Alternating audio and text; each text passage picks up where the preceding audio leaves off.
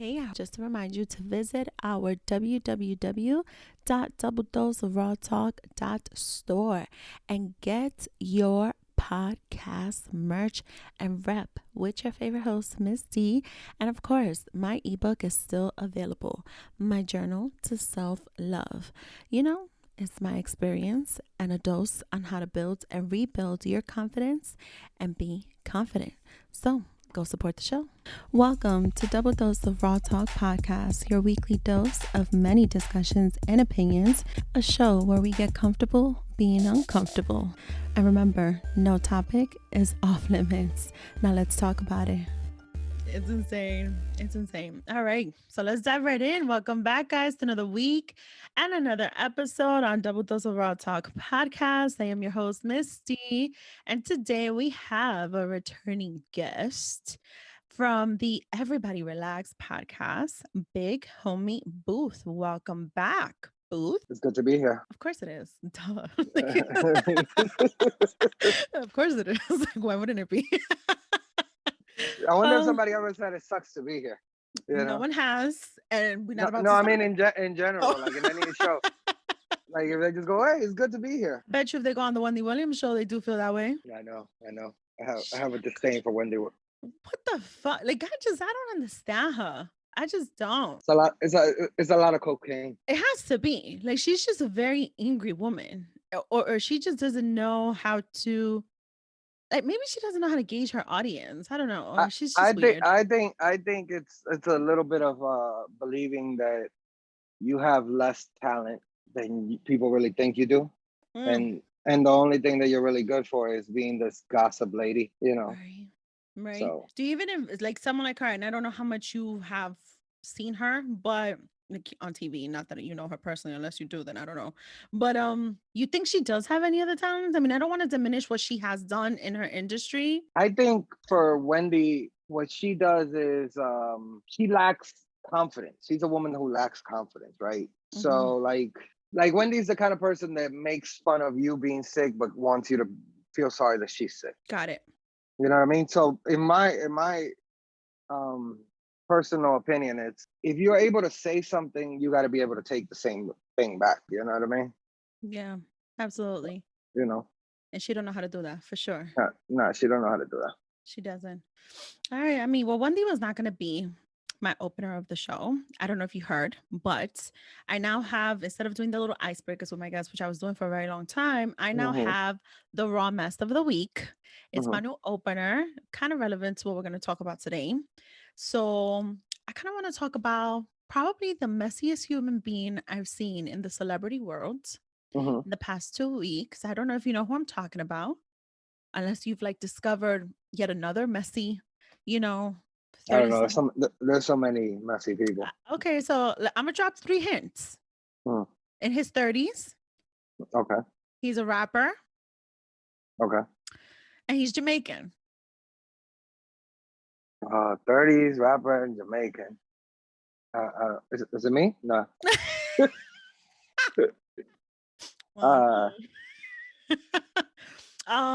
Safari. Oh, Safari, yes. Okay. I damn, my voice is cracking. Did you hear that? Yeah, I heard that. Okay. All right. So there's a reason why this is coming up, right? So of course we're not going to dive into the entire dynamic of him and Erica Mena because honestly speaking, like that's not what this is about. It is about the whole concept of idolizing admiration. I am someone who, I think in general, us as regular schmegular people, we tend to look at other people, celebrities, public figures, and we're like, yo, like that's somebody that hustles, or like that's somebody that has integrity, or that's somebody that has respect, and so on, right? Safari, I think was someone that I did look at that way.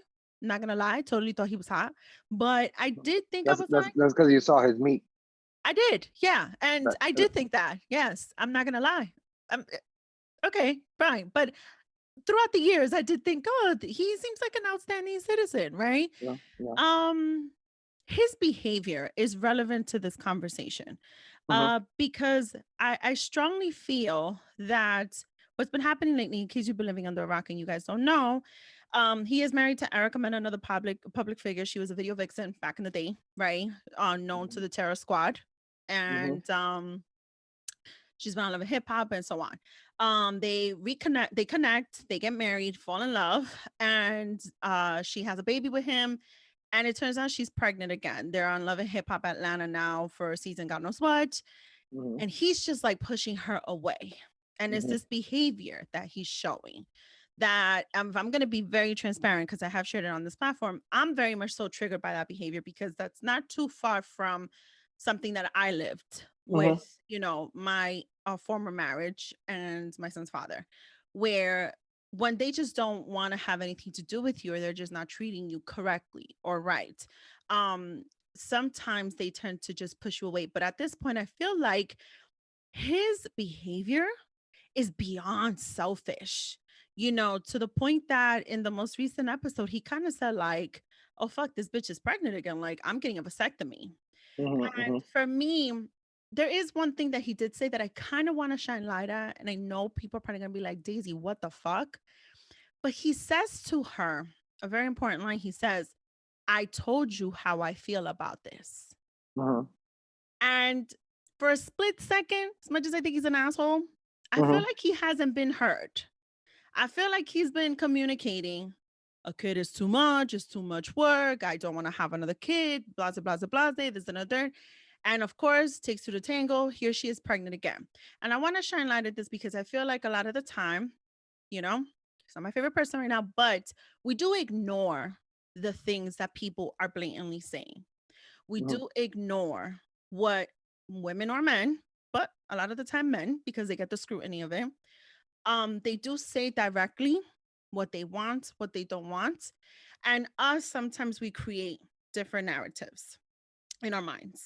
And we want to see if just maybe this is the way things are going to change or his mind is going to change. I want to shine light on this because as much as I do see him as the bad guy, in an instance, I don't know if we should really be looking at people as the bad guy when they're being brutally fucking honest, especially when it comes to having kids. Yeah, that's correct. Yeah.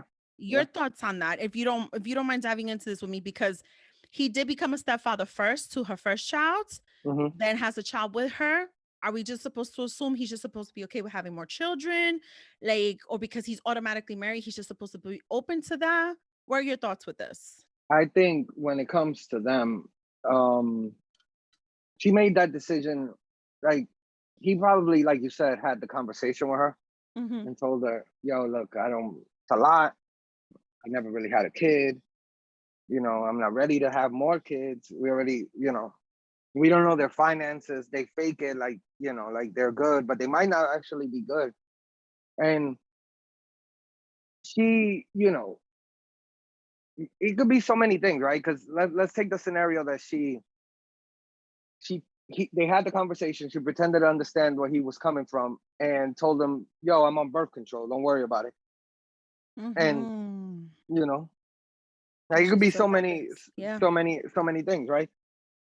But she could have lied about the birth control. She could have actually wanted more kids. Um, I feel like stuff like that.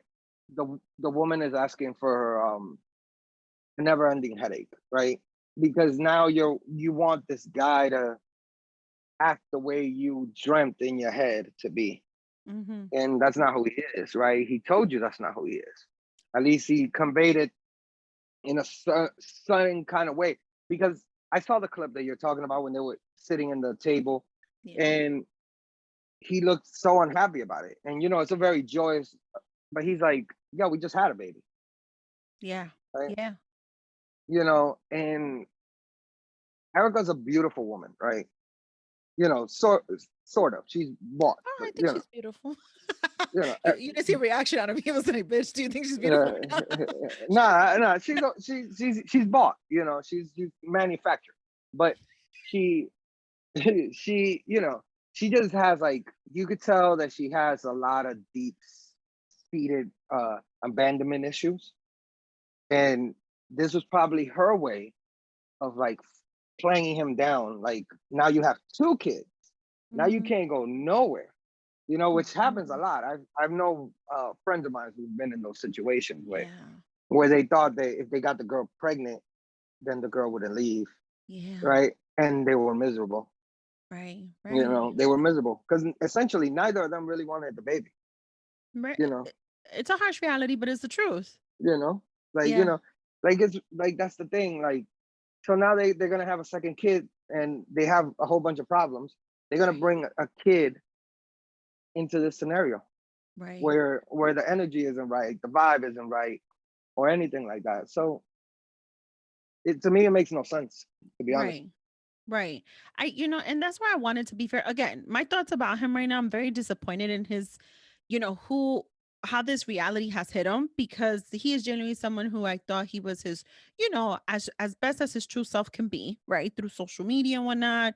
I really thought, his whole story about, how he, and Nikki didn't make it and all the other drama there. Like I'm a little disappointed in who he is truly showing he is in the sense of how he really feels about the situation. Maybe he thought it was going to be so simple. Maybe he thought, having a baby was going to be nothing, right? I Yep. mean, it's a possibility. It is a possibility. We can't assume that just because he's never had kids and he's in his 30s, he's automatically ready. Bullshit. I'm sorry. I don't I care know, I who. know, I know, I know dudes in their 40s that don't, Right. they're not ready to have kids. Right, right. So I just want to be fair on that little piece because that is something I don't want to ignore. And I think it goes to show a lot of the things that we deal with what, these celebrities show us, fake it till we make it type of thing, or Hmm. like, we choose what we could post, whatever looks good Yeah, yeah, aesthetically, or even just like what fits the story, right? And yeah. that's what I wanted to open up the show. Also, because he's just messy as fuck, and he's probably the messiest thing I've seen You, in the you, last you, two you, weeks. you don't remember when they threw all the food at him and Dykeman? I did. Yes, yes. Yeah, that was fucked up. I mean, it was That's funny, but it was that fucked up. same year they robbed him and he cried on the radio about getting robbed on the way to the radio. Yeah, yeah, he He's did. look, I think Like, come. he's probably a really nice guy, but he's Yeah. like one of these people that um has no he wants to be this famous person. He was Mm, around somebody who really became famous. He yes. watched it, right? And in his head, they were famous together, right? Boom. Right? Damn, you fucking hit that shit right in the what is it called? The bullseye? Is that what you call it? What's You that can circle say shit? it's called the bullseye. Yeah, It's called it's the called the bullseye. bullseye. Right? Listen, I have a little bit of a blend in this cup, so it's happening again. It's the bullseye. You hit it right in the bullseye. You're right. He probably did see it that way. And again, so fitting to what we're going to talk about today, right? I want to dive right in to the Okay. first segment as raw as it gets, and it is called "We Faking It Till We Making It." Right? Is it still the piece to the point of what you just brought up? In a certain individual's mind, they think, oh, when my partner's making it, they're famous. So am I because I'm Mm-hmm. attached to that. It's me. I mean, is that an automatic though? You know, I think it's some fuck shit. I think it's really, it's kind of like convenient. It's kind of like getting a pass in a nutshell. Like how much work did you really put in? Mm-hmm. If you're going to attach your image to someone else's image and make it a we, I Yeah. don't know if that makes completely sense. I do feel though, like when it comes to just society in general, right? Mm-hmm. I think we in the last almost 2 years now, pandemic, almost pre-pandemic, post-pandemic, whatever the fuck we want to call this Mm-hmm. shit. I feel like too many of us relied on the faking it till we make it. Mm-hmm. I don't know if I want to say us. Let me recant that because I don't know if we fit into that category. So let me recant that. I don't know if I feel comfortable with that. A lot of people, a lot of people have been faking it till they make it. And to Mm-hmm. me, I feel like a lot of people are also hitting reality that, oh shit, I haven't fucking made it yet. Mm-hmm. And I want to discuss that because I don't know if that's what's supposed to happen, if people have set themselves up for shit like that to happen, where it turns into fight or flight, where it Mm-hmm. turns into, let me change my image, where it turns into, let me do something else. What are we looking at here? What are your thoughts on it? Because I know the whole self-reflecting shit, or are we scapegoating? I think most of the people in today's society think they view stuff as they view things when they're done, right? They look at the success and they assume They can go from being a guy who would, let's just use somebody like Kevin Hart because I admire his work ethic. Um, Being somebody like Kevin Hart who's everywhere and getting movies, and they forget about all the steps that took Kevin Hart to get there, right? Mm-hmm. Mm-hmm. They think that it's based on whatever name you come up with the company or whatever image you make or all this stupid shit.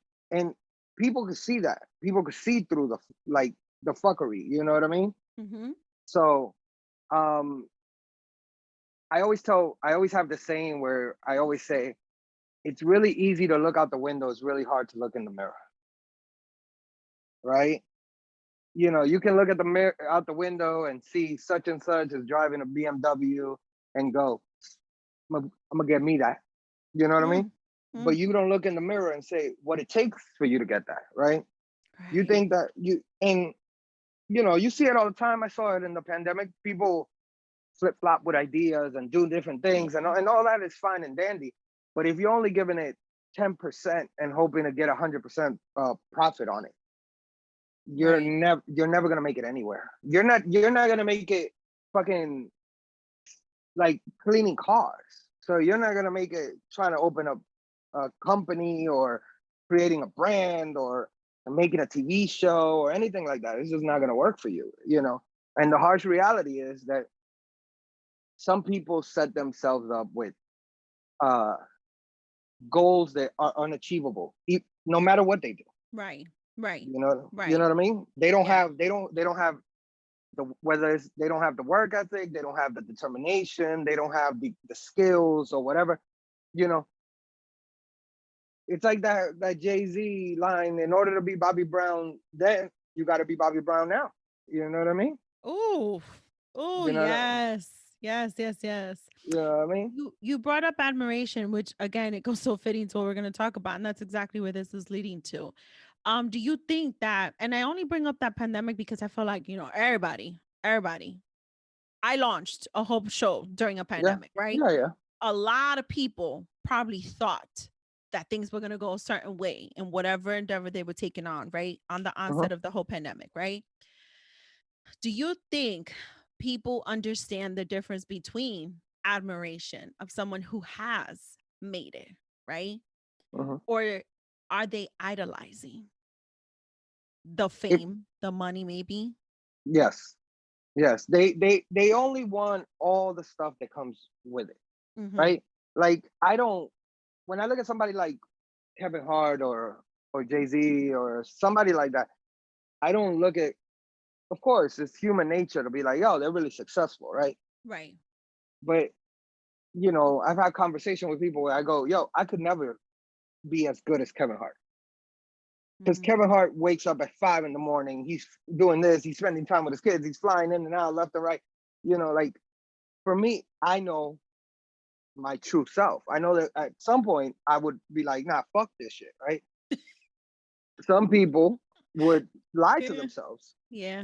I always think it's really funny when people have a tough time taking criticism and then make up a whole like support system in their head. Like, you know what I mean? Like Okay. when people like, yeah, I could do this, I could do that. And that's cool. Like people could tell you you can't make it and you make it, right? And that's 100% possible, right? But you have to also put in that work to get there. Right. It's just not gonna be like, oh, I made an Instagram. People think I'm funny. You know what True I mean? that. True that. Like it True doesn't that. work that way. People And only e- want the success. and even the ones who are, creating the Instagram just to be funny, not for nothing, those motherfuckers are posting like 10, 12, 15, 30, Bro, 20 times a day. I want to post. Like if anybody follows me that, and they listen to this, I want to post, right? But I also have a regular job, right? Right. I have a regular life, right? So there's stuff that I would like to do, and then Mm-hmm. you know, there's stuff that like regular life just takes over, right? You know. Right. Right. So like I watch these people post and do all this shit and shake and move and show up in places, shake hands with people, and I go, kind of antisocial. You know what I mean? You know, I can't be at parties like that. Not You the know, antisocial. I just be in the corner. That's fucking funny. He's like, But I know I'm well aware of the type of work that it takes, right? yeah, Right? yeah, yeah, Like yeah. like I watched you do a live show, right? Your live show took a lot of work, right? Disgusting. A lot of work, A right? lot of work. Right? We could put this on the mic? Can I put it on the mic? I don't know. Okay. You're on the mic. All right, I'm gonna put it on the mic. I'm gonna Hmm. disclose it. I was asking you for guidance. I was Yeah. asking you for mentorship months Hmm. before because I needed a sense of direction. I needed someone who's been doing this far longer than I was. Hmm. To give the outside view. You know what I mean? In something to give me some form of direction because it's a lot of fucking work. And It's a and I lot of did work. something very simple, I think, and it was a lot of work. Now imagine these big podcasts with a big team. You know Right. what I mean? And you're trying to meticulously pick the way it looks and all this stuff. I'm always like, wow, like I have like newfound respect for stuff like that. I Mhm. don't look at it in the sense that I feel like a lot of people look at it like this. They look at it and they go, I can do that, right? And Right. that's where it stops, right? Then they just go, yo, I'm gonna go do it, right? And then when they get there, they find out that it's a ton of work and they're super disappointed by it, right? Yes. They didn't become millionaires. They didn't Right. do all these magical dreams that they had in their head. And that's where I'm more realistic, right? Yeah. So for somebody like me who does a podcast, right? I I would love to be Joe Rogan, right? I would love to be Joe Rogan. Why wouldn't I want to be Joe Rogan? Absolutely. Right. But Joe Rogan was making podcasts when I was probably, you know, out here trying to suck some titties. You know what I mean? Like he's been out here forever. So he deserves whatever deal he got. He put in the work, right? Yeah. Yeah. You know, people Yeah. don't want to put in the work. I feel like we live in a microwave society where Okay. you just put stuff in the microwave, you hit 5 minutes, and you're ready to eat. And Yeah. that's not the way it works in real life, man. You're You know? right. You're right. And I think that that's where there's probably, in the concept of self-reflecting, I think part of that is like a tug of war between, admiring someone for their work ethic, admiring someone for their success, and then idolizing it. I think there's a very thin line between saying, "Damn, he has such a good hustle," and then saying, "I want to be just like him." Hmm. And then it's like to your point, like, are you reading all the fine print though? Are you understanding how that story was made, how that movie was made? Did you Yeah. look at the credits? Did you Yep. look at every little production piece that took to get the final product, the final movie of that person's success?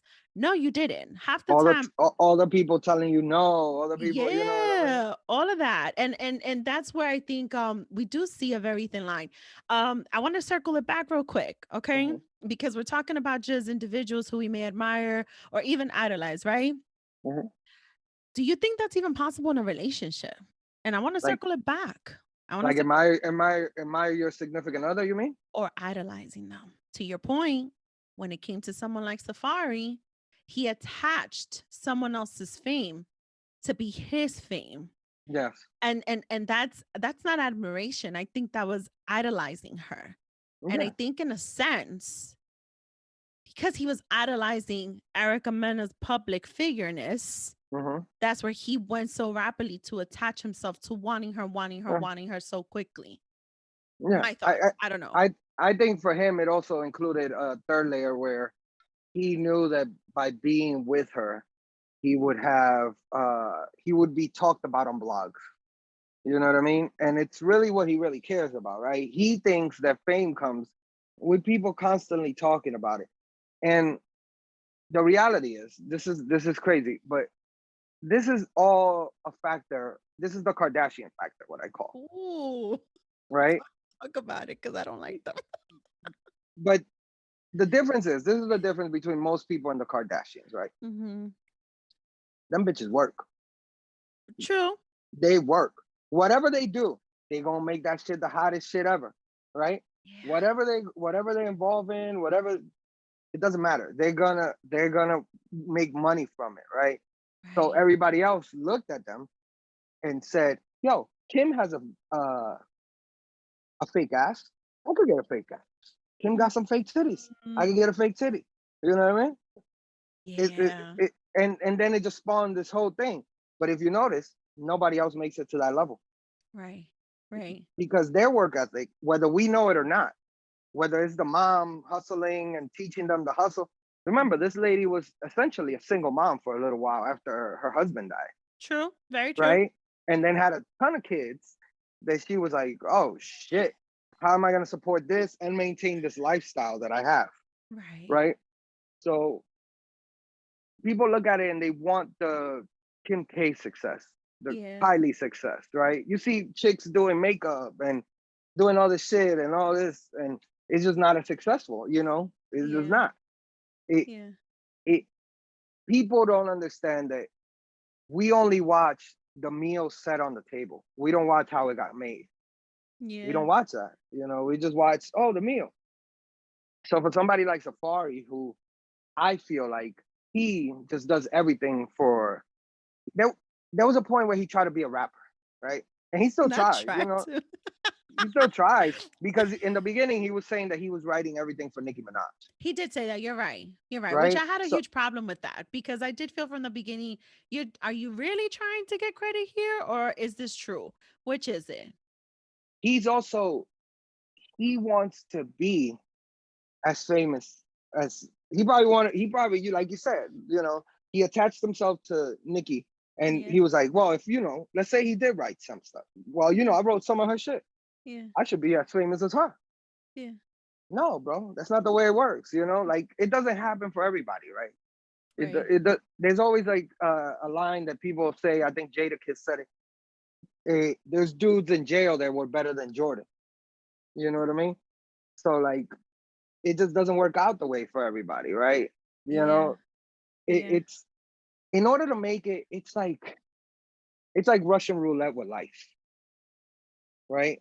You like you try to like you just roll the dice all the time. You Mhm. tried something, it doesn't work.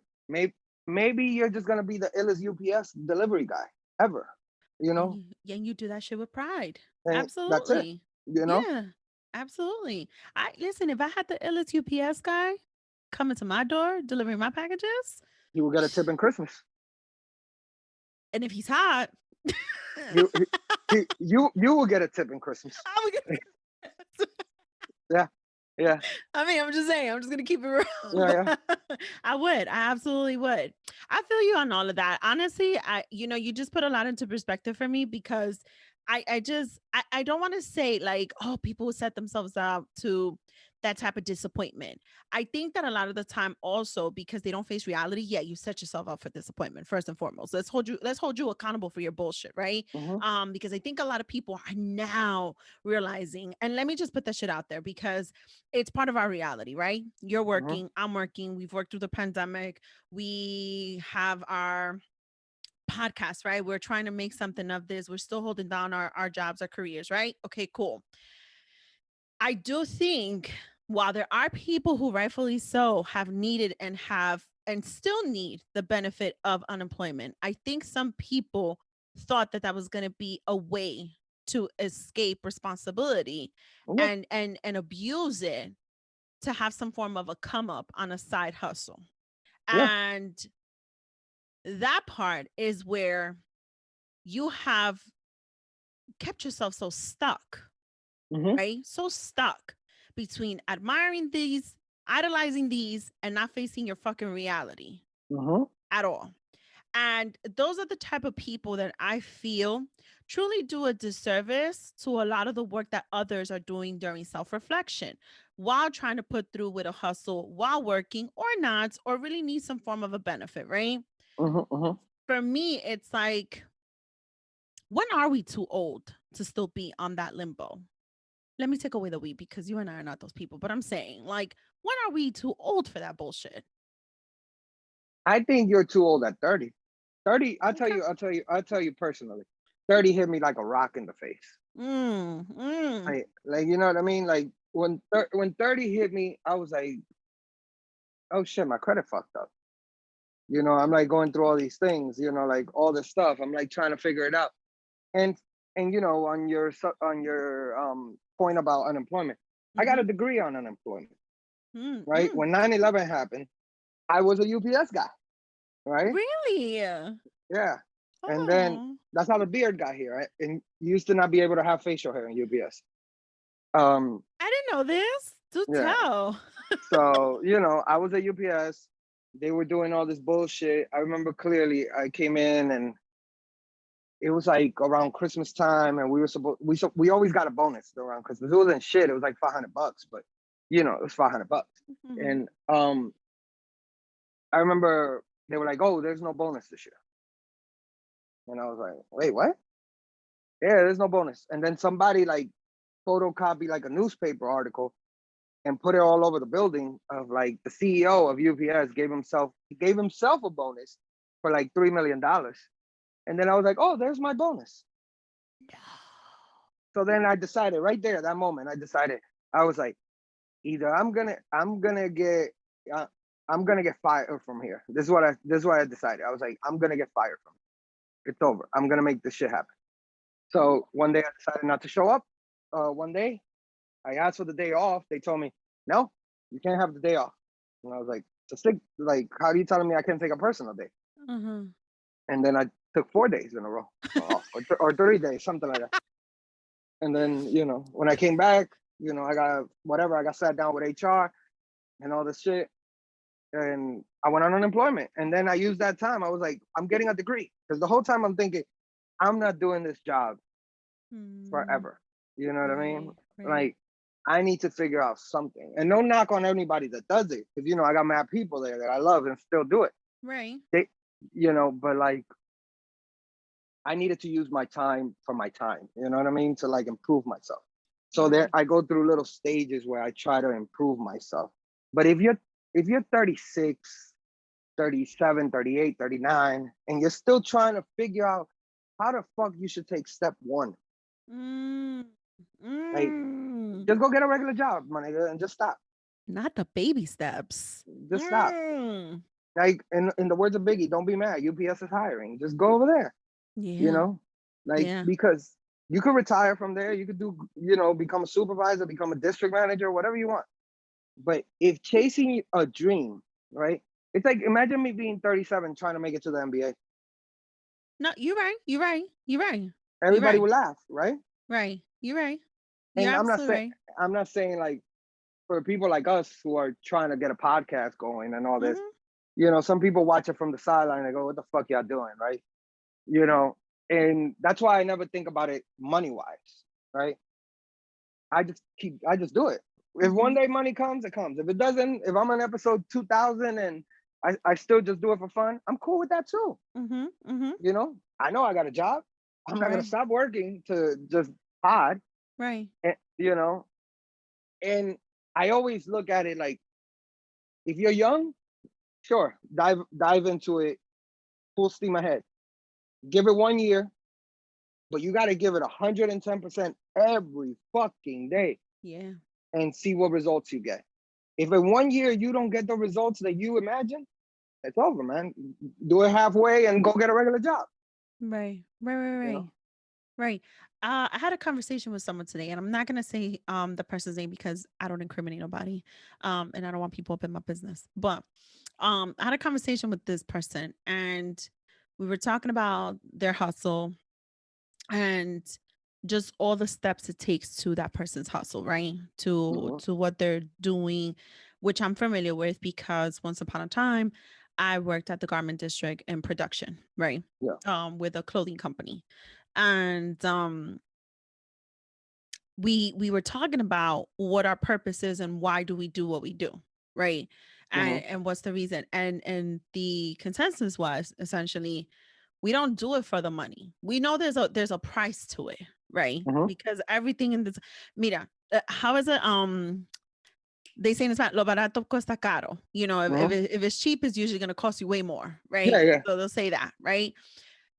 Like yeah, there's a price tag to it, but what's really your purpose and your intent? Because to your point, right? If you don't see the financial results, so if you don't even see any financial period, you're gonna keep quitting. You're gonna keep giving up. You're gonna suddenly fall back. You're not gonna want to. Oh, suddenly the problem is the thing, not you, not your Hmm. mindset. And I do think that there has to be more purpose to what it is that we're doing in life. So I say that to say there are some UPS drivers who really do an excellent job. And you want to know why it is? Because they take pride in what they do and they actually fucking like it. Yeah. That's why we have people like that. We have people in every single type of level, industry, job, company, you name it, that are successful in what they do. And it's not because, oh, they've reached their limit. No, it's because they do the above and beyond and they excel Mm-hmm. in it. And they could probably teach a few people several things, probably even the people that sign their checks. How Yeah, about yeah, that? for sure. Okay. How about that? But I do think that when there is this tug of war between the admiration and the idolization, I think sometimes we even want to sit there. You know what? Let me stop saying we because I don't consider myself like that and I don't consider you both like that. I think there are some people who want to be admired and who want to be idolized because in their come up is the fame, is the I'm known, my name is known, I'm out there, I'm somebody. It's like that validation from other people.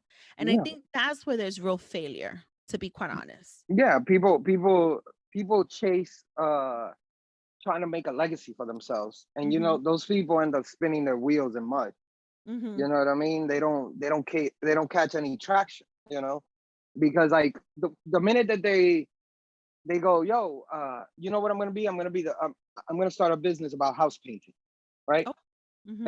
And then they don't get clients right away. Then they'd be like, oh fuck it, I'm gonna start a business making couches, Right. and it's never gonna work like that. You know what I mean? Like it's never gonna work where you're chasing this legacy that you want to leave.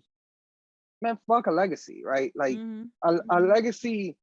I don't really care what I leave because when I'm gone, right? I care that people thought while I was here, I was great. Like, oh, what a Mm-hmm. good stand-up dude, what an honorable dude, you know what I mean? Right. And I think people forget that and they just want yo, I go down the block, niggas know me. You know what I mean? Niggas know me. What the fuck do I care about that?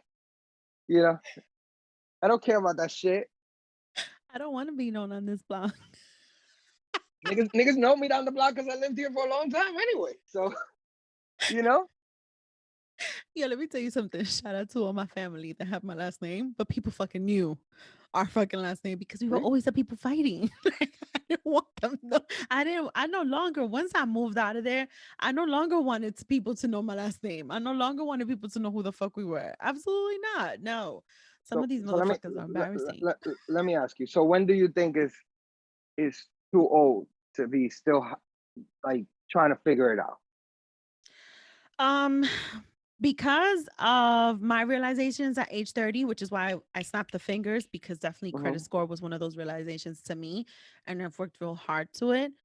I want to play the devil's advocate on that. And part of me wants to say, mid 30, 35, right? Because I feel like that's where I got my life together, so quote Mm-hmm. unquote.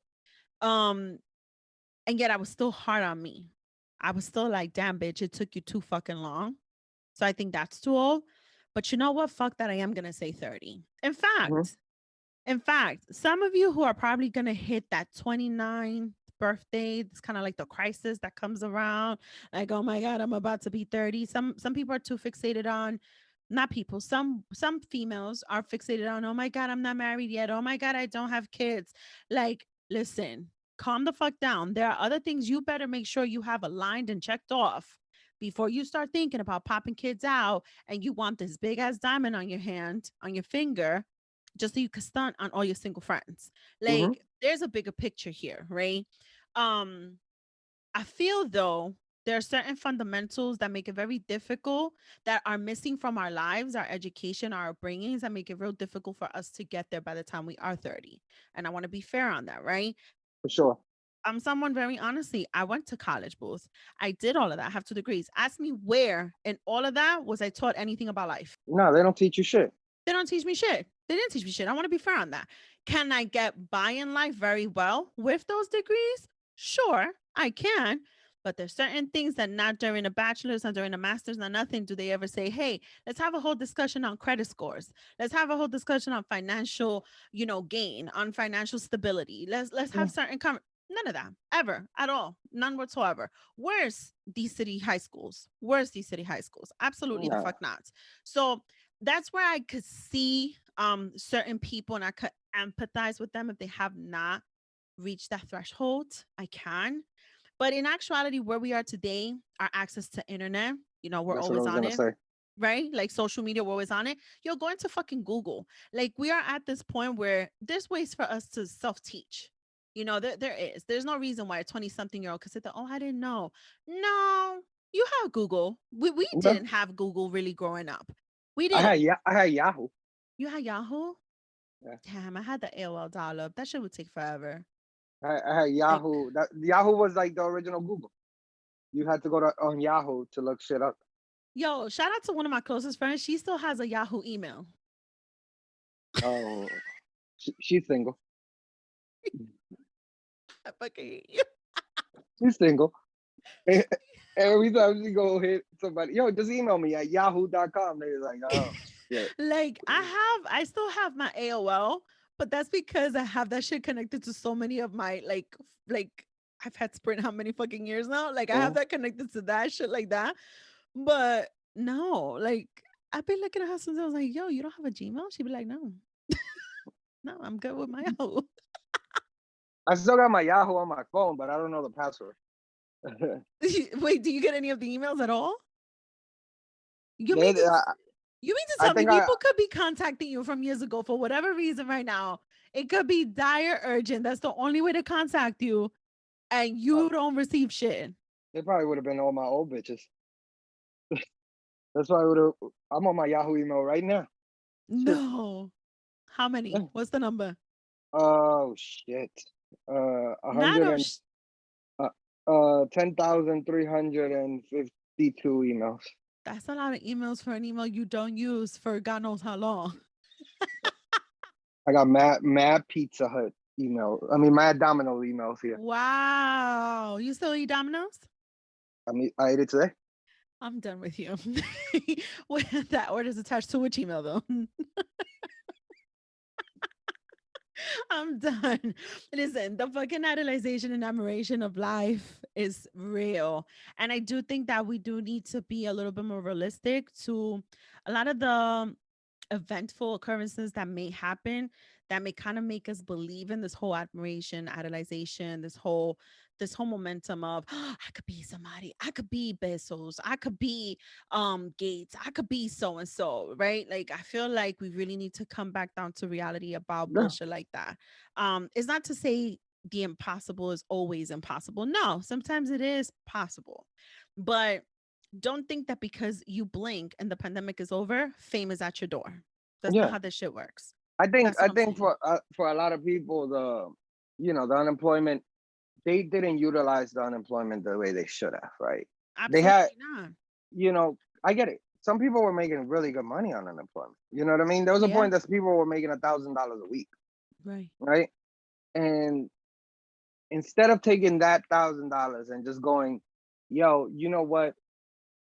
I don't really have to worry about my bills. I'm making more money than I was making regularly, right?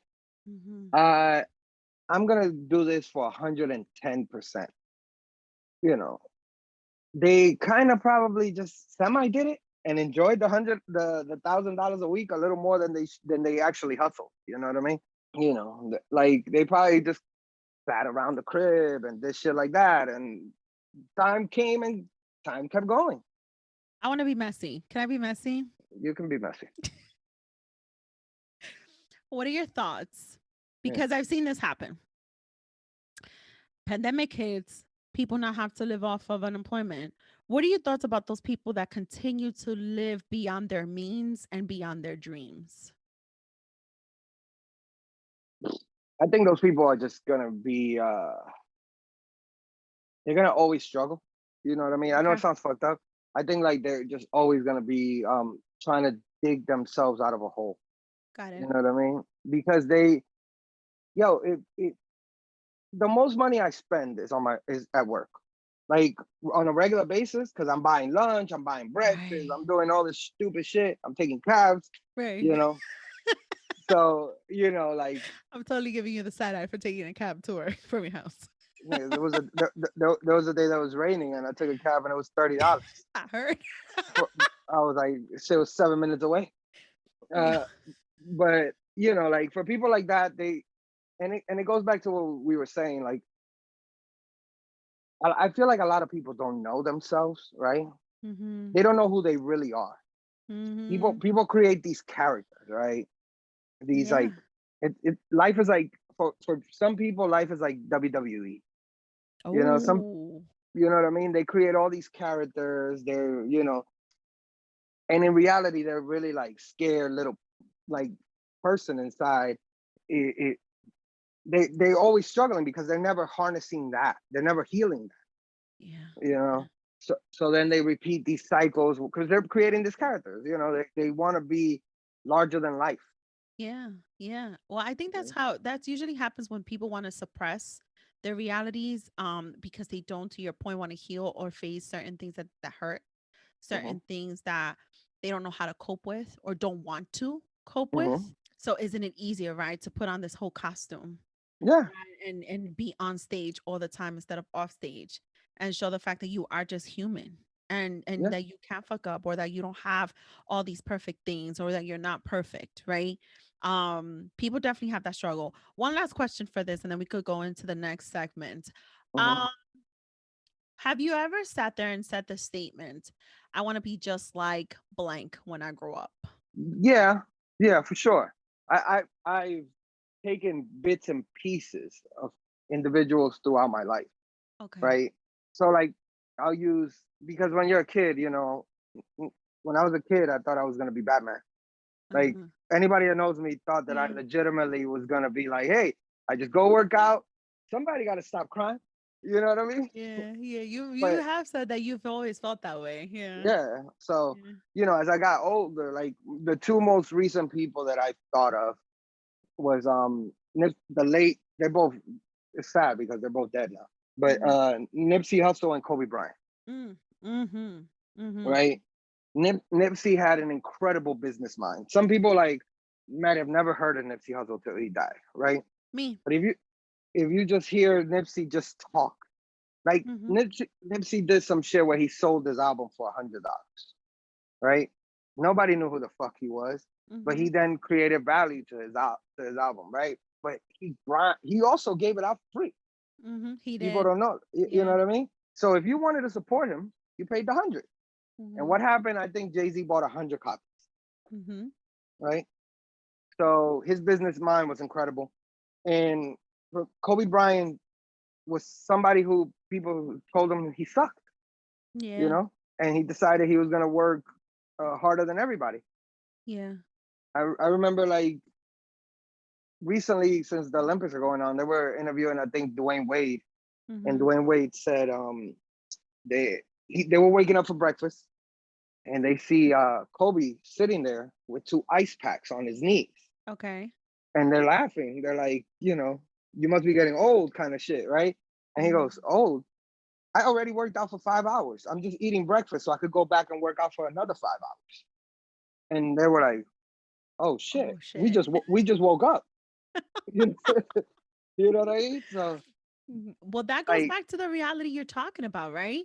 The mhm, hustle. Kevin Hart wakes up at 5 a.m. That goes yeah, back to that shit. Imagine yeah, everything he gets done by the time we fucking wake up. yeah, it's true. Like Right. I always think about people like that.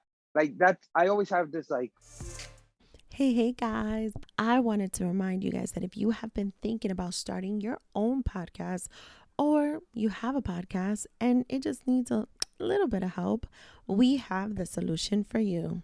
Today's show is brought to you by Idea to Launch Academy, the only multicultural podcast academy that to date has helped launch over 500 podcasts. I mean, anyone can launch a podcast, but it takes lots of hard work and a solid foundation. You can Google how to start a podcast and publish it. And then, yeah, who's going to listen? Carlo Ramirez, the CEO and founder of Idea to Launch, has put together a course that will help you take your podcast from idea to launch in just 30 days with her proven 5-phase formula that helped her reach over 100,000 100,000 downloads in less than a year without social media presence or any tech background.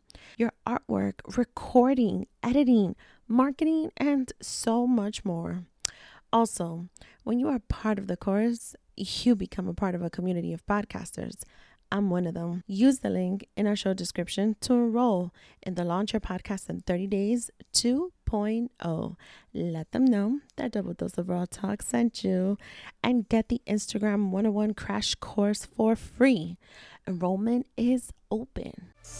You said inner struggle, but my inner struggle is like, it's more like, in order to make it, I have to be like this. I have to, what am I willing to sacrifice to get to that level, right? Because if you're like that, if you're grinding like that, you're not gonna see your kids as much as you want to see your kids. You're not gonna get to sleep as long as you want to sleep. You're not gonna get, and so on, anything that you like is gonna go out the window because this is your goal, to get to this level of greatness. Like Kevin Hart performed in a sold out football stadium. It's never been done, you know? Right. So like I thought about, like I put myself in that moment of standing on that stage and watching the crowd all the way to the back where you couldn't even see the motherfuckers in your hometown of Philadelphia, right? Right. And I go, this guy fucking worked his ass off. That's the only thing I can say, you know? Right. You know what's funny? And this is, because you know me, I always got to talk about certain things that probably my listeners are like, who the fuck is that? Let me go Google. You just put something in perspective for me. HBO Max is actually going to come out with a documentary, a special on Romeo Santos, known in the Dominican Republic. Shout outs to, I think, Marrow, Yes. who the kid Marrow from Deezus and Marrow, who interviewed him. Yeah. I didn't make it to that concert. I definitely have gone to see him perform. I'm not going to give the details, but I did post this day that they actually met him. I actually met Romeo Santos. In my career, I've met some people. But what is crazy about him, and I posted it briefly, dude, I lived on 174 in Clay in the Bronx. My mans used to come to 173rd and Webster to the McDonald's to do the street festival down there with the group and singing on the street stage.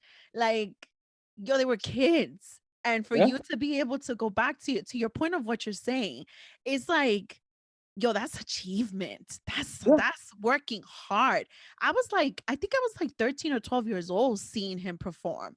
I think I was that young seeing him perform, seeing that group perform in the street. If anyone wants to Google the street view of 173rd and Webster, please do so you can see what the fuck that place looked like. And then to be at a certain level where you're representing your culture, you're representing your country, the city where you're from, and you get to come back full circle into a stadium. I That's mean, fucking dope as shit.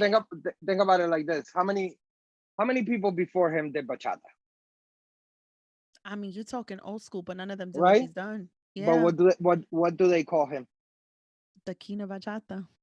Romeo There you Santos, go. the King of Bachata. You're right. You're right. You're right. There you go. You're right. You're absolutely right. There you You're go. So absolutely right. you know what I mean? Like the work ethic that it took that young man to get to where he was at. You know what I Yeah. mean? Yeah. It's like I've never heard. Believe it or not, I've never. Well, I guess you believe it, but I've never heard none of his music. I've never heard Bad Bunny either. But I'd be like, yo, these motherfuckers be working. They We were be just talking about working. Bad Bunny too. Another one that it took me a while to warm up to his music, but he hustles. My man hustles. You know how he was on HBO on The Shop with LeBron, right? Mm. And he went and he had a wrestling match in WrestleMania, right? And he moved to Orlando. He canceled everything. He moved to Orlando for like 3 months so he could train to go be a wrestler. And I'm like, this nigga's rich. He don't got to do none of this shit. You know? He's over there jumping from the fucking top into the outside. And, you know, even to do that is work. You know what I mean? Like anything you want in life is determination and hard work. And that's the magical potion right there. Fun fact though, did you know that Bad Bunny's real dream was to become a wrestler, not to Yeah, become that a yeah, singer? that's what he said on the The shop. irony of that, that is his fame, Hmm. his work, They got his him his dream. music. The Yeah, fucking irony of that shit, right? yeah, It's sick to me. It's amazing. So in that, guys, the admiration and idolization, please make sure you find the balance in that because that's basically what this conversation is about. At least yeah. in this part of the segment, the hustle's real, and at some point, reality has to be faced. This shit, you don't just blink and it's just not there knocking on your fucking door. You really have to hustle it out. Sometimes years to get to where you want to get to. Yep. We're gonna dive into another concept real quick, into the double or nothing segment. I just simply titled it "I'm Human." Keeping it raw though. Uh, we deal with a lot of bullshitters. We already discussed this. Mhm. And we could give benefit of the doubt. Oh, they're just humans and whatnot. The concept of being just human, a lot of the time when you do have people who are truly hustling and who are putting in the work, they deal with this thing sometimes, oftentimes, where it makes it easy for them to quit, maybe. Funny, right? There probably are some people who should probably fucking quit and they don't. Sorry, guys. Mhm. I'm not being shady. It is the truth. Don't laugh. It's the fucking truth. I'm sorry. There probably is. There probably is. Some of y'all should be quitters. So some of y'all should be quitters. I mean, find your next step. Imposter syndrome. Imposter syndrome. I want to actually define this because we're also going to define the complete opposite of what imposter syndrome is. Okay. So just to give a nutshell, imposter syndrome is when one develops, this ability to underestimate our own values, our skills, and accomplishments. The Dunning-Kruger effect is the exact opposite of that, right? Is when you're like too much of a fucking, confident, obnoxious, like you're just way, way too much, right? Hmm. Um, the imposter syndrome. I want to highlight this though before we dive into, the other effect, which I'm going to tell you what the internet has named it as an alias, the the effect one. You're gonna love it. But this imposter syndrome, do you think that sometimes it's a scapegoat to fear for some people? Yeah, for sure. Okay. Fear and failure. Okay. Okay. Okay. Some people, it's like it's almost like a probably like a if they put themselves down, if they undervalue themselves, Yeah. then if they fail, they go, "I knew it." Oh, okay. Okay. I see what you're saying. Um, you talked about mirrors. What can you repeat that saying for me? I actually fucking like it. The What's window saying? in the mirror. What was that Okay, again? so it's easier to look out the window than look at yourself in the mirror. Then look at yourself in the mirror. Do you think the mirror has a factor in the imposter syndrome? Uh, in a way, yeah, but like I think the mirror reflects you, right? That's the key to the mirror, right? Mm-hmm. And reflection comes from your own eyes. So whatever way you see yourself in there, it's the way that it is, right? Right. You could be the opposite. You could be really confident and look like shit, like Uh-huh. Uh-huh. Uh-huh. you know. Yeah. So it's like that. I always think that like if there's a thin line between being an imposter and being depressed, right? Ooh. Ooh. Okay, throw that curveball at me real quick. Because if you like, you could be like, you just don't want to sound cocky and whatever. But if you just don't think you're good at anything, and you're like, you diminish your own value all the time, how is that not being slightly depressed? You know what? You know what? You may be onto something. And I don't think a lot of people see that. Me being one of them. You I know, don't think I've ever really thought of that. At least in that direction. I've never thought of it that way. I probably have thought someone who is really too hard on themselves and hard on their abilities, maybe they needed some healing, but I don't think I've ever actually thought maybe there is a thin line with depression.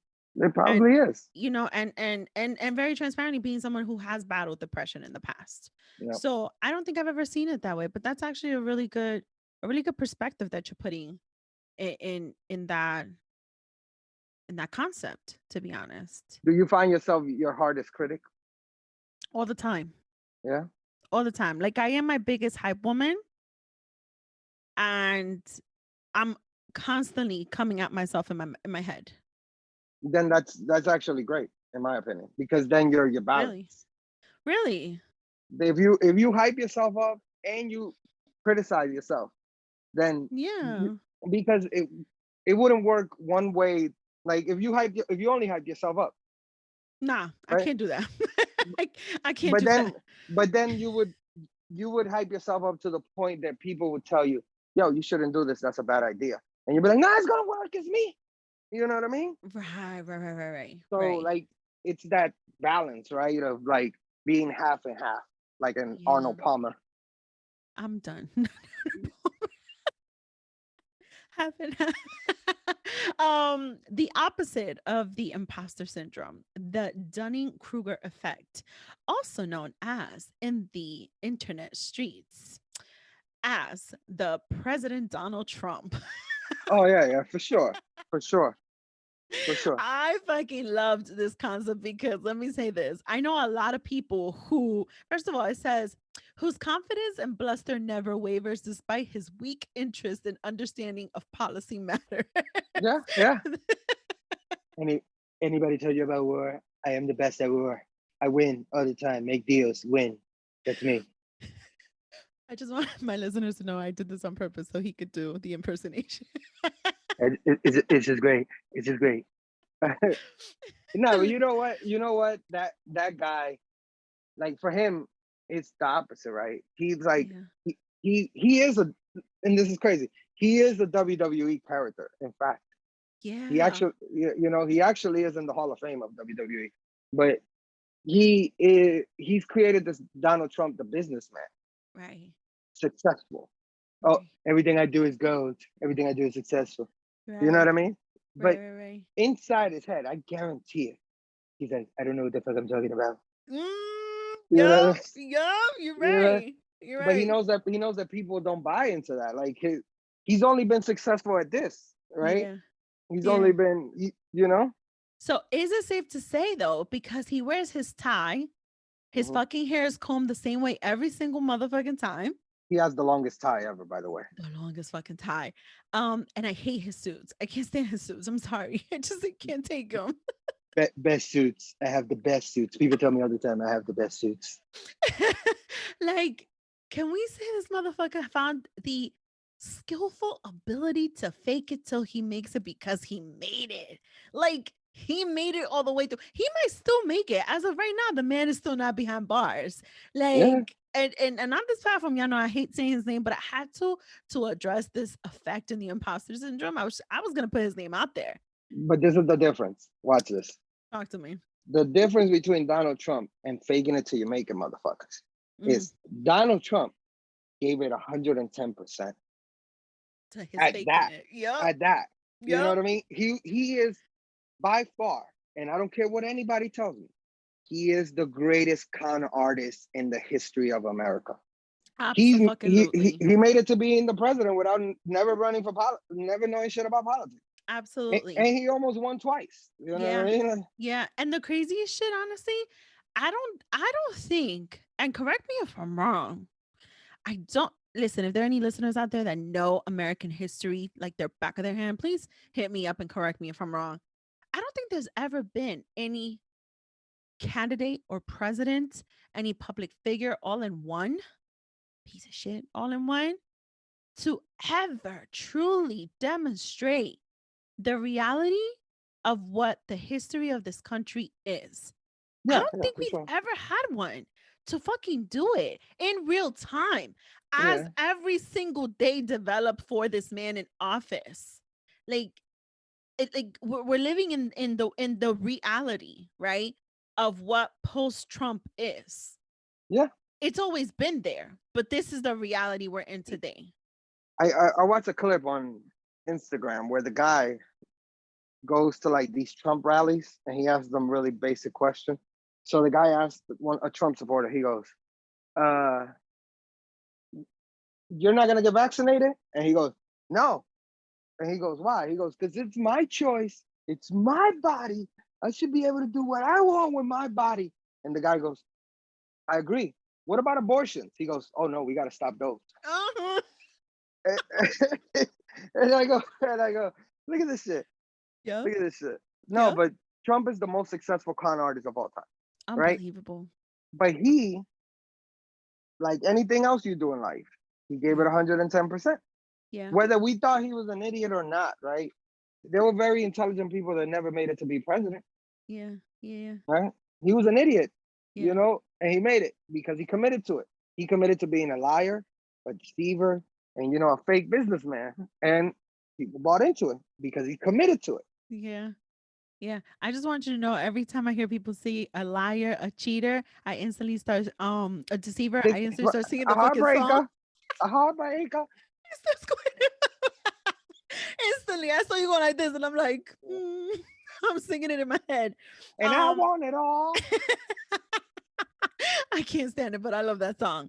To add to the human aspect of life of us just being human, and sometimes, imposter syndrome, being overly confident in our abilities, or probably underestimating our skills and shit like that.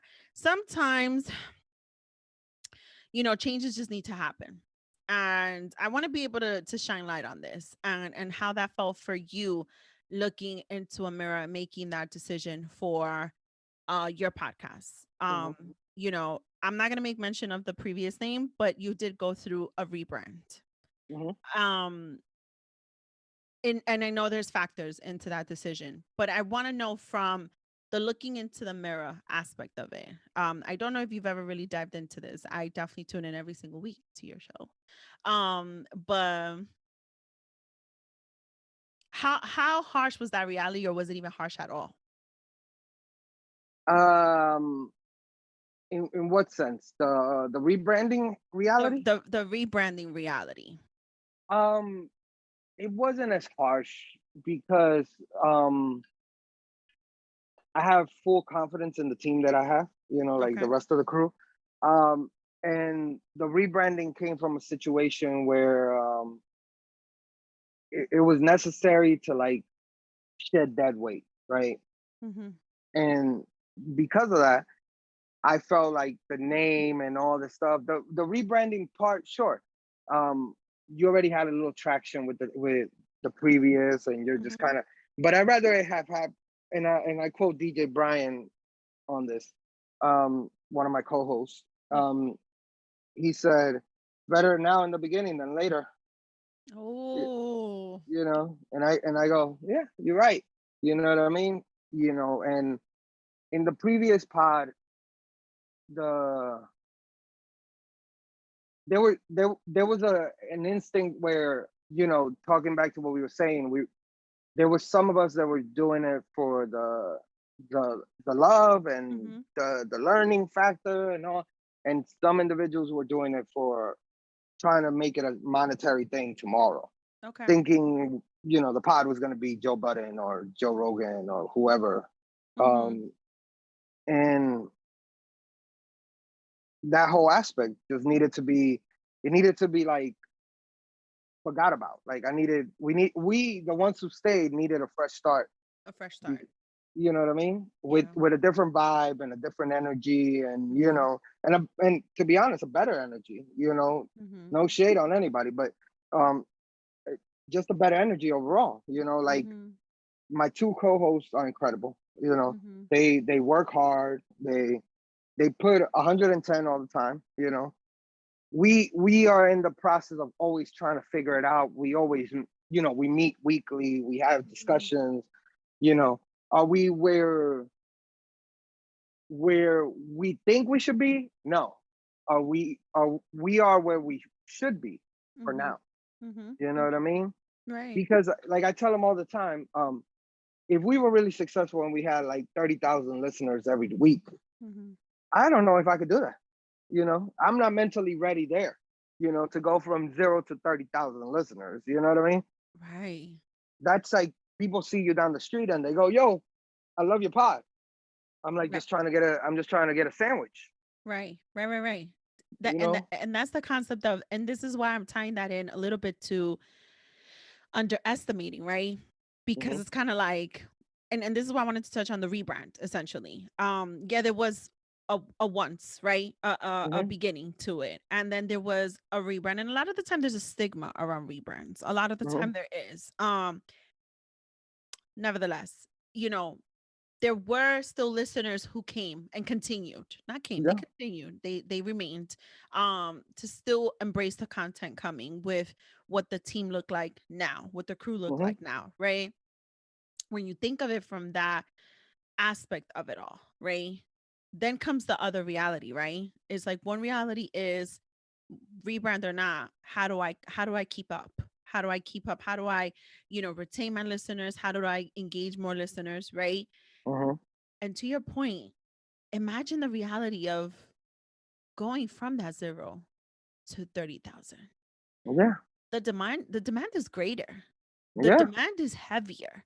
Like you miss one fucking week, God forbid, these fucking listeners are sliding into your fucking DMs.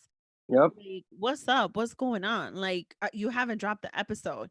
Yeah. And, you know, it's at that point, is that when we look at the imposter syndrome or the Trump effect, whatever the fuck we want to call it, right? Hmm. I can't say the other name, it's too long right now. Like, when we're there underestimating ourselves, and then what happens when we really fucking hit that threshold that we really want, that goal that we really want? Like, Yeah. are we realistically ready for that? Are we able to face that and say, yo, we got to get it together? Are we quitting? Are Hmm. we quitting our jobs today? We we Yeah. we hit. Like, how the fuck do we keep up with this shit? I don't know That's if I would ever be ready for that. that's the scariest thing, right? The Right. scariest thing is like, let's say the pod takes off and now you're making monthly. Let's just throw out a crazy number. You're making 15,000 a month, right? Mhm. Mhm. Now, in the example of like somebody like Joe Budden, Mhm. who crumbled, the bigger he got, the more he crumbled, right? Mhm. The launching the network and all this stuff added pressure that he mentally wasn't actually ready for. You know what I mean? At all. So, Mhm. you know, it's a tough bridge to cross, right? Yeah. You know, from going from the minor leagues to the major leagues and then becoming the league.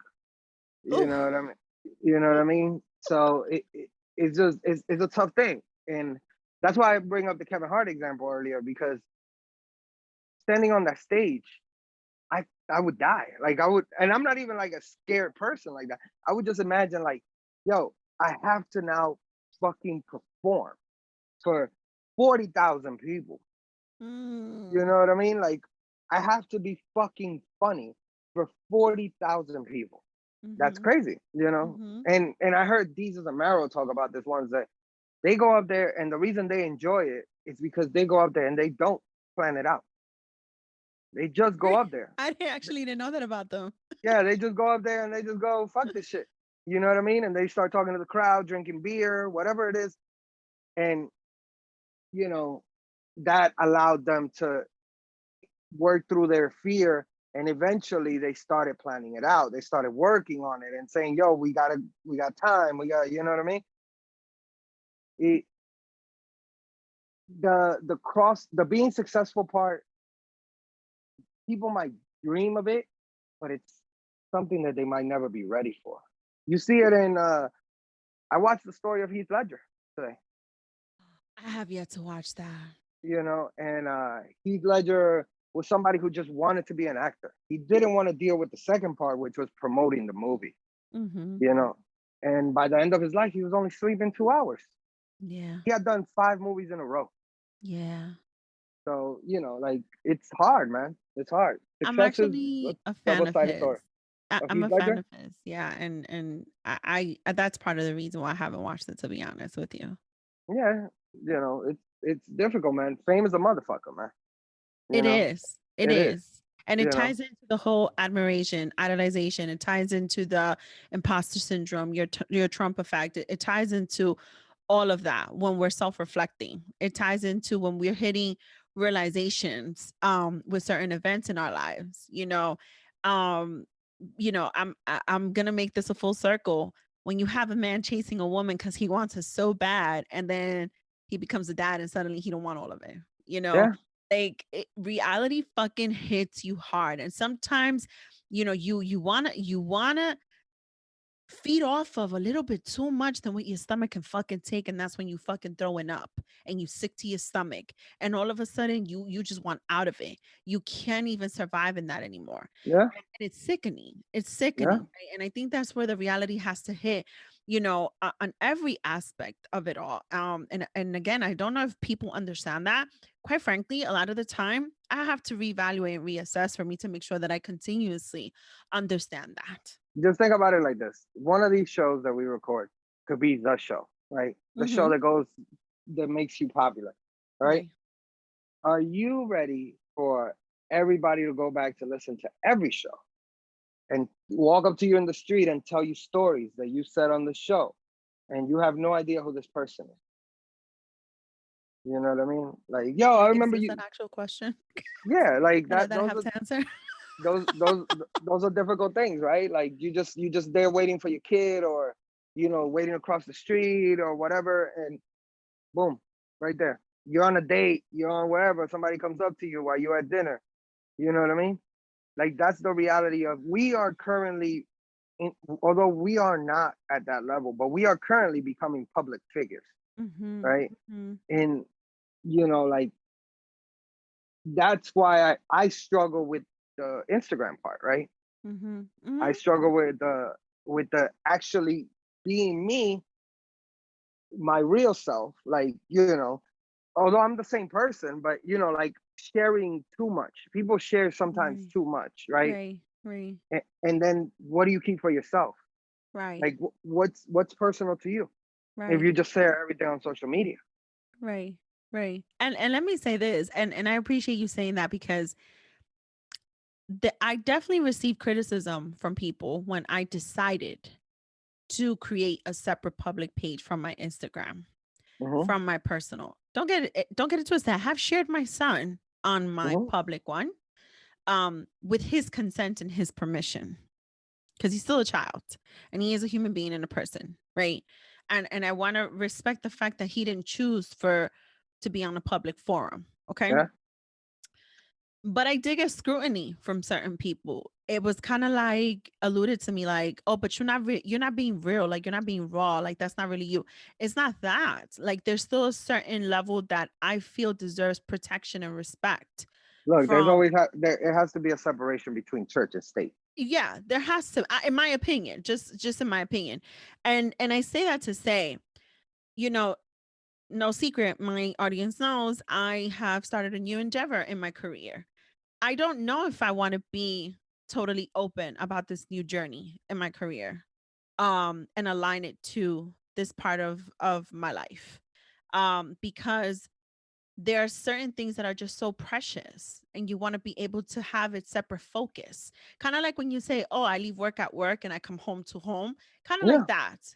that. I do think that that's my best way to find the balance for me, because I am a working mother, a working woman, with a career, and I am still trying to work on something creative that I am equally passionate about. But both passions don't have to mix. Both passions don't have to mingle. And in a sense, to be quite honest with you, the Daisy that I am on stage in my career Hmm. is the same Daisy I am on stage when I'm podcasting.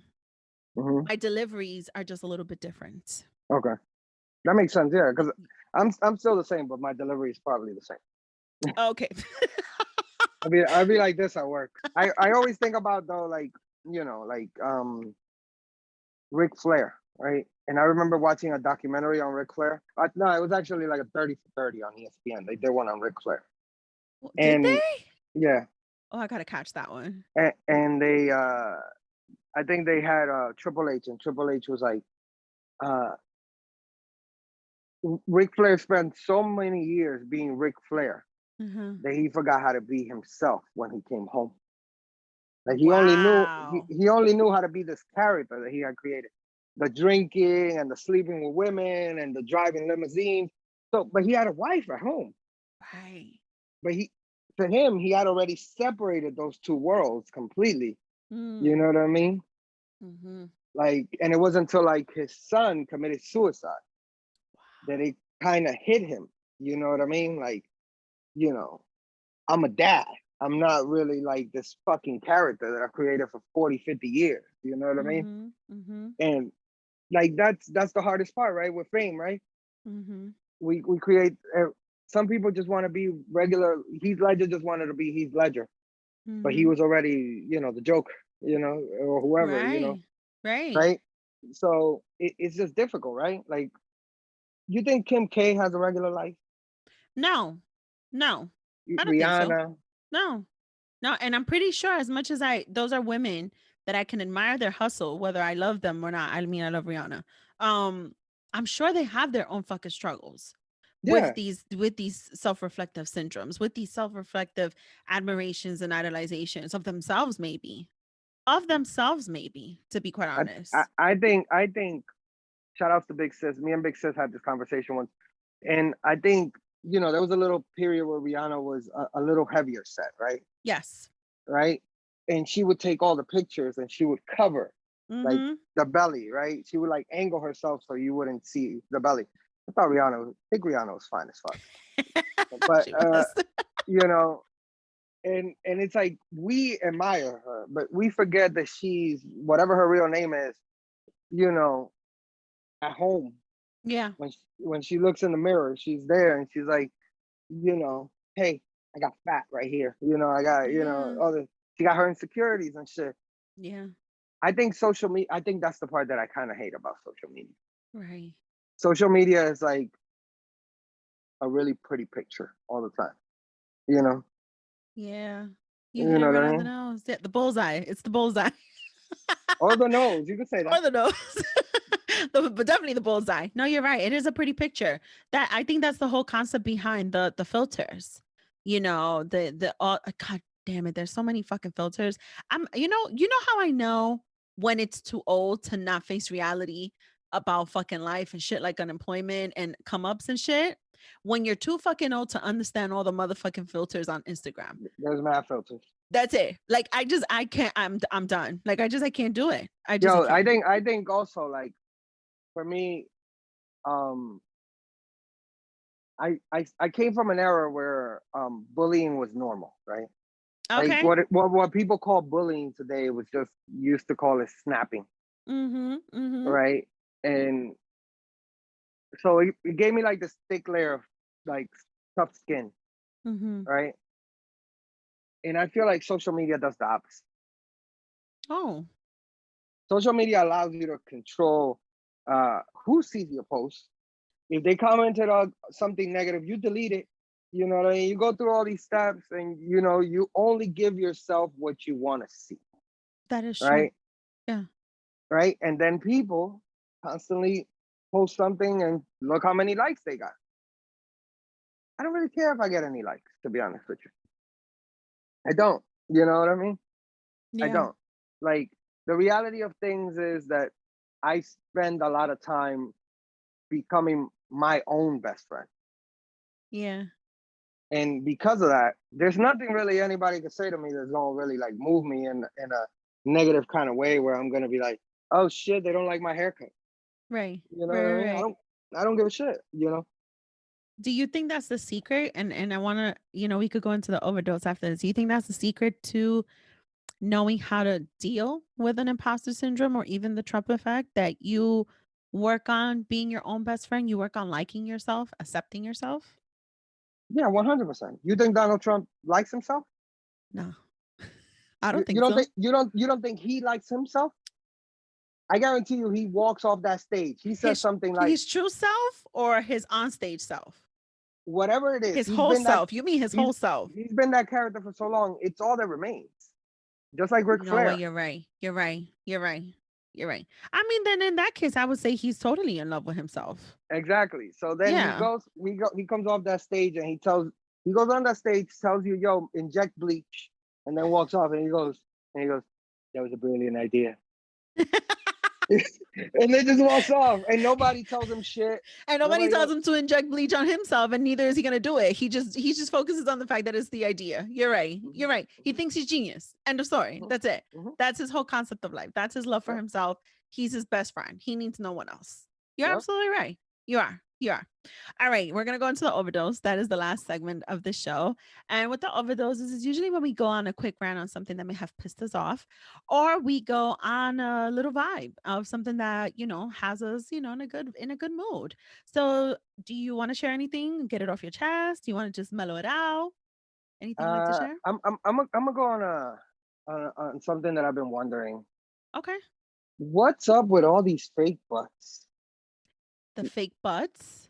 Yeah, like I was on vacation, Oh, and I was watching.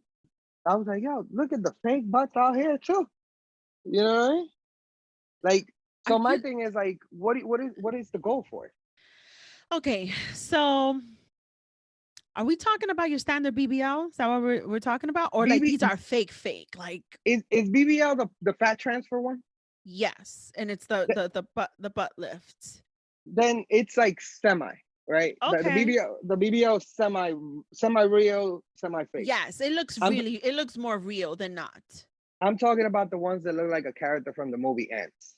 Okay, I know what you're talking about. You know what I mean? Yes. Like, what's up? Yes. What's the point?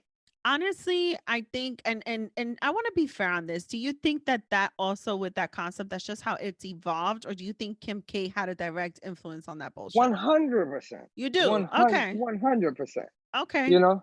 But Okay. like the thing is that, like, and I'm gonna say this as frank as I can say it, bitch, you're not Kim K. Right. Like, Right. Kim K is Kim K, right?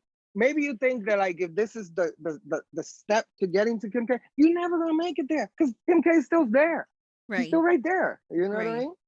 I You I, know? I want to add to that. I feel like, and listen, it's no shade. I know plenty of people who have gotten surgeries to their bodies. If that's what makes you feel good, if that's what you've needed for yourself, great. So be it. You got men getting liposuction too. I mean, it is what it is, right? It is what it Mm-hmm. is. Mm-hmm. My thing with that is because I've been in healthcare for years and I've worked for a plastic surgeon once upon a time. I really dislike when it's not a job well done. When it's and I'm not talking about that alley work butt injections. That's not what I'm talking about because it's actually very scary and it's actually a very dark world when that Mm-hmm. has happened and people Yeah, yeah, have for died of sure. it. I'm talking about when you really have someone who is doing it right, but they do a poor job. And so you can just see that it's a fake butt. You can just Mm-hmm. see that it's just not proportioned.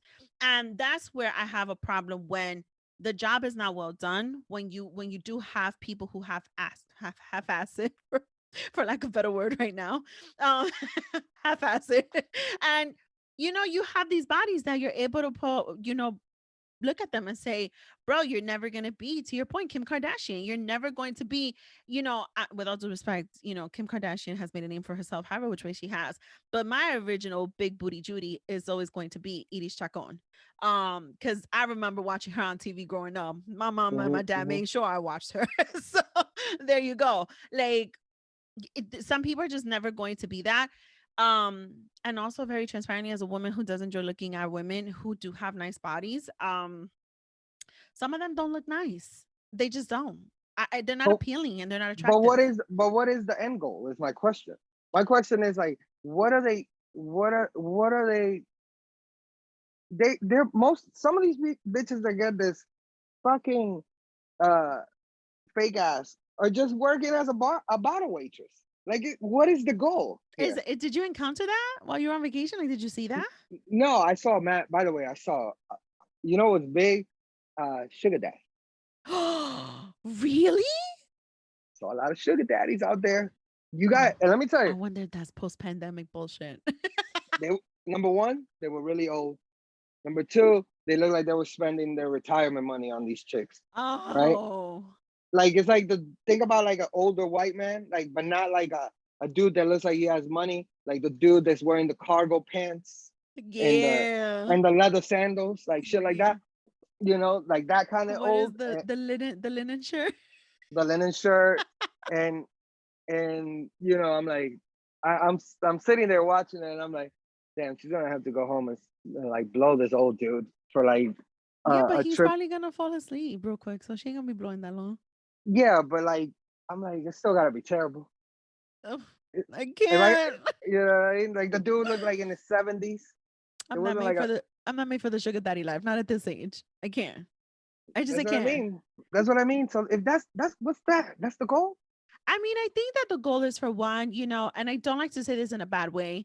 Um, you're always gonna have some women that for X, Y, and Z reason, they're gonna go and change up their bodies to because they see it as a come up in whatever industry it is that they're in, right? I don't just want to say a stripper because a lot of the time a lot of strippers don't do all of that to themselves. No, they don't. Right. So I don't want to say it's directly with that. There's a lot of different industries where they think that that's what's going to get them there, and the truth is in a lot of industry it does get them somewhere to change Hmm. up their body. That's the truth. And then you have the ones who do it solely to maintain and upkeep an image to keep looking young and right and tight so that they can get to the sugar daddy with the white linen shirt and the, the leather sandals. They're never gonna back Jeff Bezos, so why do it? You know what I mean? Like, Yo, shout out to my old guy. When I was 19, he was 45 and he paid for my books.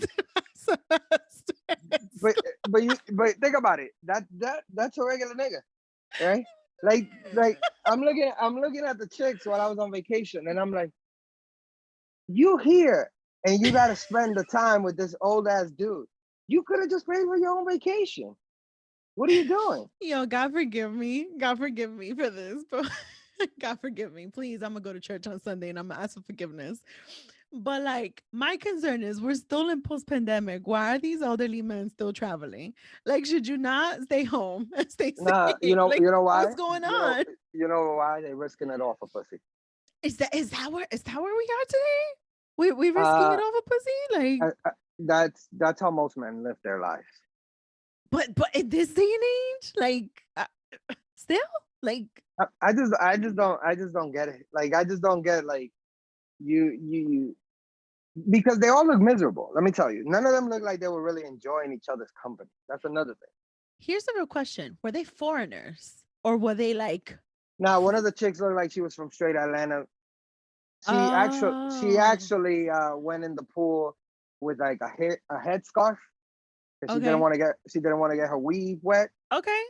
And then the next day I saw her and her weave had gotten wet, and I could see why she was trying to wear that headscarf. Oh no, oh no. Bitch looked like they put her through a blender. But how was her booty though? Was it one of the good ones or one of the not so good? No, no. Nah, nah, she got like the really thin legs, the really big ass. Yeah, that's the part I can't deal. I can't deal. I'm sorry. I come from a time where when you saw the thick thighs and you just knew proportions, you just saw real bodies. Like, who was real bodies for me? Like for one, my mom. Shout out to my mom. My mom is 67 years old today, but my mom had me when she was 30. My mom Mm-hmm. still had a body on her. My mom always had a good figure on her. I gotta give her that. But the vecinas, I'm not gonna say their names, but if my neighbors from my hood listening to this, your mama look good to this day. Those vecinas are amazing, but some of those vecinas look real good. And they had their children, they were housewives, but they had bodies on them and it was natural bodies. Your So, thighs, your hips, your booties, like that's what I know to be proportion. When I see what we see today, it kind of irks me. Sometimes, am I gonna be honest? Yeah, I've thought about it. Don't get me wrong. I have thought about, damn, what if I actually fucking do it? My personal trainer is probably gonna kick my ass, but what if I actually do it? But then it's like I'm gonna have to invest in a fucking thousands and thousands and thousands of dollars for the shit to look right because it's gonna piss me off if it doesn't. It's going to piss me the fuck off. Like, I don't know. what if your man had the fake penal? Like he did the fake penis. I've heard of that shit. Um, like I don't. Do we know anyone who's dealt with that? 'Cause I don't travel by those circles. I'm sorry. I don't travel by the Okay, fake how do penis I say circles. this? Very overdosage. And actually, you know what? I'm gonna tag along on this one. Um, like, does it function when you deep throat? Well, not you. Like, if I was to deep throat, like, would it function? This, like, how does? I don't know what function means. Does it but stay hard the whole way? I don't know. Probably not. Right. So like, why am I gonna want that? Like, that's gonna piss me off. Yeah, I can see. Like, it's gonna get me mad. Like, you know what I mean? Like, you Yeah, can't yeah, stay up in my mouth. Like, what the fuck? Like, I just yeah. things like that. Like, it's just I can't. I'm getting mad now. Like, none of these motherfuckers better come up to me with no fake fucking penis and shit. Like, no. I Keep your mean, that I have a whole bunch of chicks in my building that have the fake ass, and I just shake my head all the time at it. I'm like, I don't know why you did this. And let me tell you, they were pretty girls originally. right, They never needed it, right. And they're all just bottle waitresses. Yeah, I see what you mean with that. Honestly, I do because I get it. I mean, if we're gonna be very, very raw with this, I mean, there's plenty of local places we go to and we could tell they have fake bodies on them, and that's all. That's what they do. And not to throw shade on that, do we call it a career or a job? What bottle waitressing? Yeah. I think the thing about bottle waitressing, I think you do it hoping that a nigga takes you out of there. Really? Like, because why else would you get the fake body? Oh, you mean specifically to that? Yeah, like you get the Got fake it. body hoping that a nigga, and I see it all the time here. I Yeah, see it yeah, with yeah, them. yeah, yeah, yeah, yeah. I mean, I really don't. I mean, I'm always gonna question how can they afford it for one. I mean, do they really get that much of good tips? They get paid that well?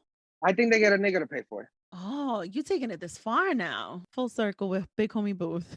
There's a bunch of sucker niggas that pay for that shit, and Hmm. then they go and use it another to get an upgraded nigga. Yeah. You know, Oh, what do you call is it safe to say is that what we would call, in the good streets of the Heights and maybe DR? Is that what we call a chapeadora? Is that what that is? that is 100% a choppy. A choppy choppy. Shout out to one of my homegirls. They be out here, man. Choppy choppy. That's what it I is. I have an impeccable record with chapeadoras. I've never been got ever, Ever? ever, And, not once. and you can spot them a mile away. I can see it a mile away. Like, if you're too friendly to me, and I'm not that friendly of a nigga, so why are you so friendly? You How know, how do they normally approach? Take notes, gentlemen. Take notes of what a chapeadora is. Chappy chappy. How do they usually approach? Let's give a quick overdose lesson on this. the chick knows. uh, They can see that if you look like you're willing to spend, right? Like Mm, because niggas play the same game, right? Like it's kind of like a game. So the niggas will go in there, not maybe subconsciously looking for a choppy because yeah. they go, yo, nigga, we buying bottles tonight. Why you buying bottles, nigga? You know what I mean? The bottles are $400. The bottle's $40 at the liquor store. You Right. know what I mean? And then they spot that shit. They be like, Yeah. oh, this nigga's willing to spend $400 on a stupid bottle. Why Mm-hmm. wouldn't he spend $400 on these titties? No, listen, these chapeadoras are serious. Listen, you know what? I'm gonna give them respect though, because that takes a lot. Think about it. Imagine the type of ability you have to be having in the moment of being a bottle girl service, right? Hmm. Full blown Hmm. and spotting your next target, bullseye Hmm. of who is gonna pay for those titties and who's gonna pay for that ass. Yeah, yeah, for Like sure. those are abilities and skills. I gotta give it to them. Yo, the reality is the men are really weak. We're all really weak. We're all Because really they will weak. risk because y'all will risk it all for pussy. This gives Vax and Wax a whole new meaning, honestly. Why you think Erica Mena looks the way Erica Mena looks? I've been on her OnlyFans. It's not. Do you like it? I mean, let me rephrase that. Is it worth it? Like the No, price? It's no. not. Okay, that's what I meant. Okay, There's like I'm more drawn to the natural look. okay. You know what I mean? Like, and she got those funny loving hip hop teeth. No disrespect to her, No, no, she does. but what is her talent? I purposely left the sound of silence to cue in the crickets at a later time. There is no talent. That's fucked up. Let me not. First of all, that's my Scorpio sis. That's why my girl's crazy. Let's begin with that. I'm just saying. Second of all, though, fun fact, 2010, 2011, Mhm, on our way back from Puerto Rico, Marcus was standing with me, my son, waiting to get our luggage. And he mhm. turns around and looks up and he's like, Mama. And I'm like, well, he is, that's the girl from Love and Hip Hop. That's Erica. Bro, why was she standing right next to my kid with the only crop top, no bra? So Marcus looks up and the first shit he sees is her titty. How old was Marcus? He was what, like 4, 5, maybe 6? I was gonna say he definitely went to hump the bed later. He probably did. He probably did. I mean, she started off as a video vixen in Terror Squad. You know, my last episode we talked about resumes. And you know, that's how far it goes. That's the fucking truth. That's where her fame started.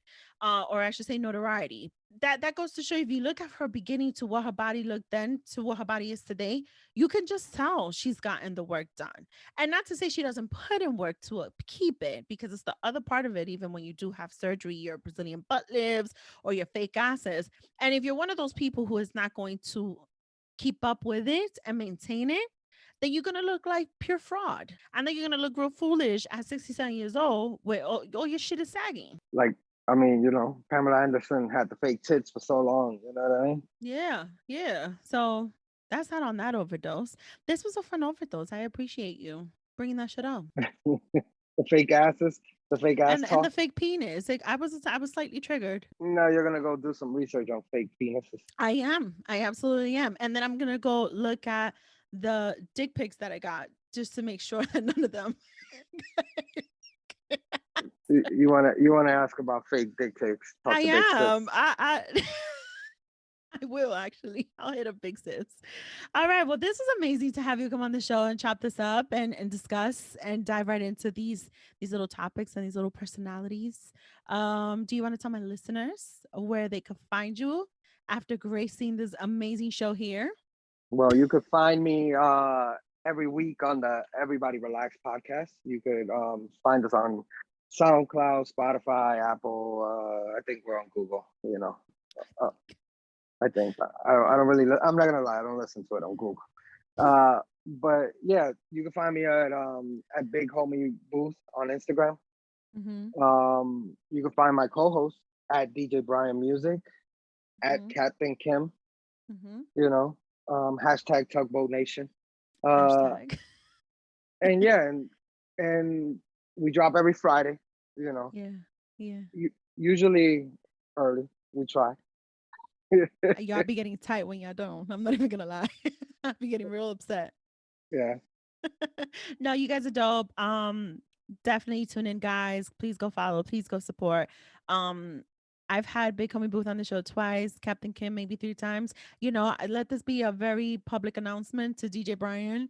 You're next. It's time to bring DJ Brian on this show. It's time to put him in the hot seat. Get ready to argue. Oh, but I love that energy though from him. Like, it's just the 9-hour podcast. He's spicy these days.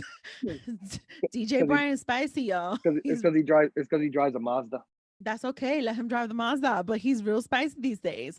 Well, Booth, I want to thank you again for just coming on and just, you know, giving the public, the audience, some great content here, great discussion, great perspective.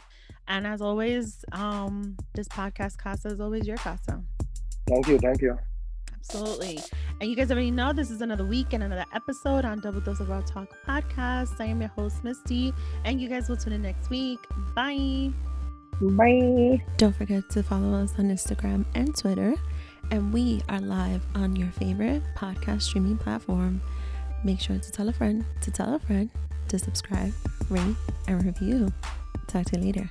Bye.